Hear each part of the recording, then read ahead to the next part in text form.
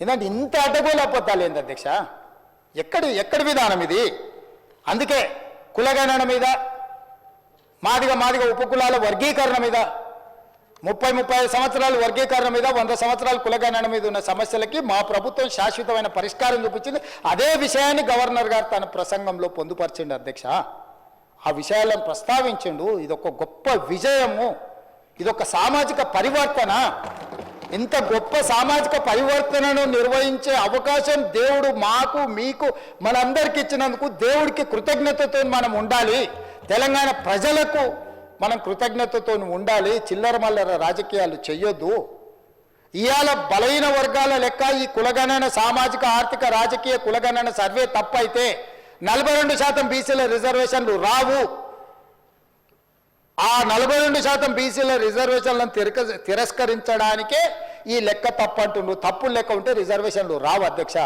తప్పుడు లెక్క అని చెప్పడంలో కుట్ర దాగి ఉన్నది.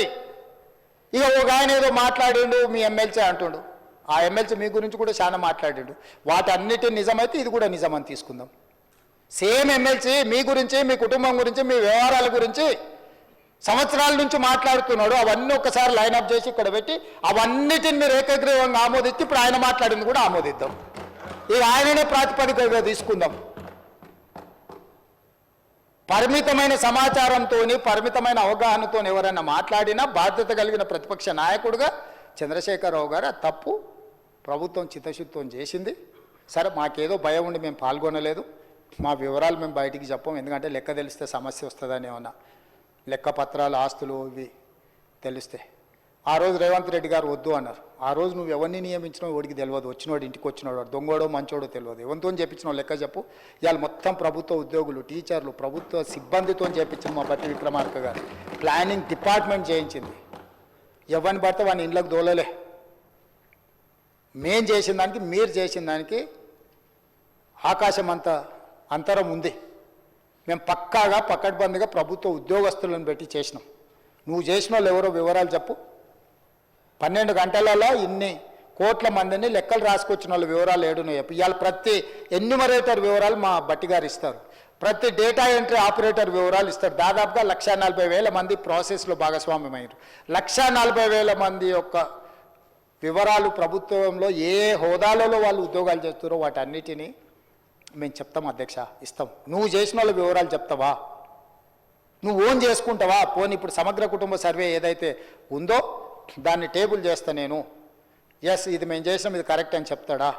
మాదిగ ఉపకులాలు తెలంగాణ రాష్ట్రంలో ఉన్నది 59. ఆ సుఖమైన ఆయన లెక్క చేస్తే 82 కులాలు తేలినాయి. ఏడికెళ్ళి తేవాలి అధ్యక్ష మిగతా కులాలు? ఎవరు తేవాలి? ఇంకా మా దామన్ననే చెప్పాలి మళ్ళీ ఆ కులాలు ఎక్కడి నుంచి వచ్చిన తెలంగాణ రాష్ట్రంలో. ఈ ఆయన లెక్కలు ఇక సరే, అదొకటి. అదేవిధంగా తెలంగాణ సంస్కృతి అధ్యక్ష, ఎప్పుడైనా తెలంగాణ భాష పట్ల, తెలంగాణ సంస్కృతి పట్ల, తెలంగాణ సాంస్కృతికోత్క ఉద్యమం చేసిన వాళ్ళ గురించి ఎప్పుడైనా ఆలోచన చేసిండా అధ్యక్ష? మేం చేసినాం అధ్యక్ష.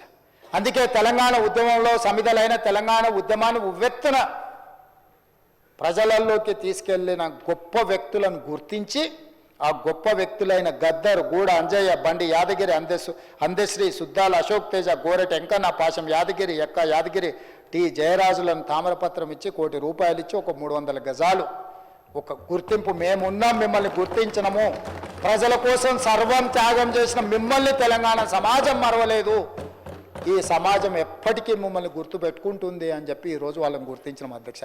10 ఏళ్లలో ఒక్క రోజైనా నీకు మనసు వచ్చిందా వీళ్ళ పేర్లు ఉచ్చరించడానికైనా? అదే గద్దరన్న ప్రగతి భవన్ ఎదురుగా వచ్చి కూర్చుంటే గంటల కొద్ది ఎర్రటి ఎండ కూసబెట్టినవు తప్ప లోపలికి అనుమతించినవా? ఇవాళ ఆ గద్దరన్నను తెలంగాణ సమాజ ఉద్ధారకుడి కింద మేము గుర్తించి గద్దర్ అవార్డ్స్ను ప్రకటించి